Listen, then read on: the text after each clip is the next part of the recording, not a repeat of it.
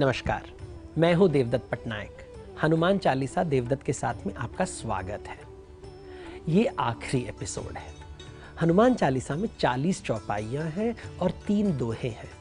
2 दोहे शुरुआत में और आज अंतिम दोहे को समझने का हम प्रयास करेंगे सरल भाषा में। तो जब भी कोई पूजा पाठ होता है तो हमेशा एक इंट्रोडक्शन होता है और एक कंक्लूजन होता है।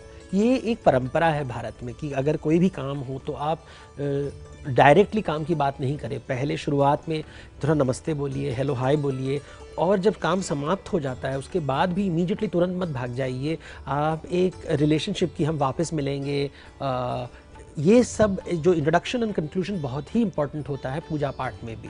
वैसे ही जब हनुमान चालीसा जो 40 चौपाई हैं उनके शुरुआत में 2 दोहे होंगे, उसके अंत में 1 दोहा होगा कंक्लूजन के हिसाब से। और ये जो दोहा आज का दोहा है ये कंक्लूजन वाला दोहा। इसके बाद हनुमान चालीसा समाप्त होती है। दोहा है पवन तनया संकट हरन मंगल मूर्ति रूप राम लखन सीता सहित हृदय बसहु सुरभूप। अभी ये जो एंडिंग है ये एक एक शब्द देखते हैं। पहला तो उनके जन्म के बारे में कि वो पवन के पुत्र हैं, तो पवन तने, पवन से निकले हुए हैं, प्राण शक्ति से निकले हुए हैं। वायु, इनका नाम मारुति है क्योंकि पवन या वायु देवता का दूसरा नाम मरुत है। तो मारुति, पवन पुत्र हनुमान, ये शब्द है। तो उनका ओरिजिन के बारे में एक लाइन, एक ही वर्ड से उनकी ओरिजिन क्या है। उनका ओरिजिन प्राण से आता है, वो प्राण में बसे हुए हैं। दूसरा जो डिस्क्रिप्शन है, संकट का हरण करते हैं, मतलब प्रॉब्लम्स को निकालते हैं। पौराणिक शास्त्रों में 2 बड़े देवता होते हैं, एक विष्णु और एक शिव जी। विष्णु जी को कहेंगे हरि और शिव जी को कहेंगे हर। ये जो 2 विचार हैं, ये जब 2 देवता कह रहे हैं, 2 भगवान कह रहे हैं, 2 रूप कह रहे हैं, ये 2 विचार है। जो हरि का मतलब है जो अंदर के तरफ, मतलब प्रवृत्ति मार्ग के तरफ लेता है हमें, और मतलब सांसारिक जीवन की तरफ लेता है, वो हरि है। और जो बैरागी जीवन की तरफ लेता है, निवृत्ति मार्ग में लेता है, वो है शिवजी, वो हर है। और संकट को हरण करना, क्योंकि जैसे जो अहंकारी रावण है वो सीता का हरण करता है, लेकिन हनुमान जी जो है, जो आत्मा का स्वरूप है, वो संकट का हरण करते हैं। अहंकार से जो प्रॉब्लम जन्म लेती है वो आत्मा से उसे मुक्ति हमें प्राप्त होती है। तो ये कॉन्सेप्ट देखिए, तो एक है उनका ओरिजिन क्या है, वो करते क्या हैं, संकट का हरण करते हैं। और ये 2 शब्दों में भी यहाँ पे कितने देवताओं का नाम हम विचार करते हैं, जैसे हर, हरि, ये बातें आ जाती है। मंगल मूर्ति रूप, कि उनका रूप मांगल्य है। मांगल्य का मतलब क्या है? एक ऐसी दुनिया जहाँ पे भूख नहीं होगी और जहाँ भय नहीं होगा।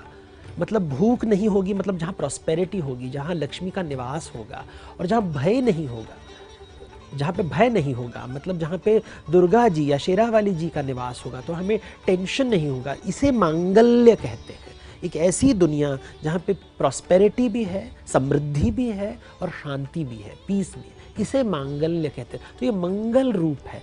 ये वानर का रूप जो है ये साधारण वानर नहीं है। इसके ये जो मूर्ति है वानर जैसा दिखता है, लेकिन ये इसके ऊपर सिंदूर का लेप लगाया जाता है या केसर रंग का लेप लगाया जाता है, चांदी के वर्क लगाया जाता है, ये दिखाने के लिए अंदर का जो तेज है कि ये जो सगुणी वानर है ये निर्गुणी देवता है, दोनों साथ में है। और ये है उनका मंगल रूप। और सबसे बड़ा रूप है कि ये जो बाहर दिखता है, इसके अंदर, इनके हृदय के भीतर कौन वास कर रहा है? वो है राम जी अपने भाई लक्ष्मण के साथ, उनकी भार्या सीता के साथ, और लास्ट में है बसहु सुर भूप। तो बैठिए, विराजमान कीजिए मेरे मन के मंदिर में, आप आके यहाँ पे बैठिए हनुमान जी। और उन्हें सुर कहा गया। सुर देवता, मतलब सुर और असुर, देवता और असुर, क्योंकि भगवान ये जो सुर है यहाँ पे, जिन्होंने सुर का पान किया है, अमृत का पान किया है, तो देवताओं को सुर कहते हैं। और भूप मतलब भूपति, जो दुनिया के राजा हैं, भूलोक के राजा हैं, तो हम भगवान को, ये वेदों में हमेशा जब भी हम जिस भगवान का आवाहन करते हैं, जिस देवता का आवाहन करते हैं, उन्हें देवता मानते हैं, उन्हें भूपति मानते हैं उस समय के लिए। तो ये लास्ट लाइन में हम भगवान को स्थापित कर रहे हैं हमारे मन के भीतर, हमारे चित्त में। ये भगवान जो पवन से जन्म लिया है, जो पवन के पुत्र हैं, जो संकट को दूर करते हैं, जो हमारी ज़िंदगी में मांगल्य लेके आते हैं, और उनका इतना अच्छा रूप के उसके अंदर ये जो साधारण वानर के रूप के भीतर राम जी बैठे हैं, लक्ष्मी जी बैठी है सीता के रूप में, लक्ष्मण जी बैठे हुए हैं, मतलब विष्णु जी बैठे हैं, लक्ष्मी जी बैठे हैं, अनंत शेष बैठा हुआ है, और ये है हमारे देवता, यही है भू, मतलब ये धरती के राजा। हम उन्हें वेलकम करते हैं, स्वागत करते हैं हमारे भीतर, ताकि हमारे भीतर जो भी क्लेश हो, विकार हो, सब निकल जाए। तो इस दोहे के साथ हनुमान चालीसा देवदत्त के साथ समाप्त होती है।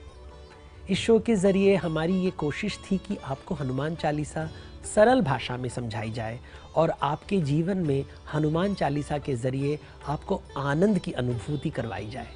कोई भूल चूक हुई हो तो माफ़ कीजिए। ये हमेशा याद रखिए, अनंत चालीसाओं में बसा है सनातन का ज्ञान। वरुण के हैं नयन 1000, इंद्र के 100, आपके और मेरे केवल 2। नमस्कार।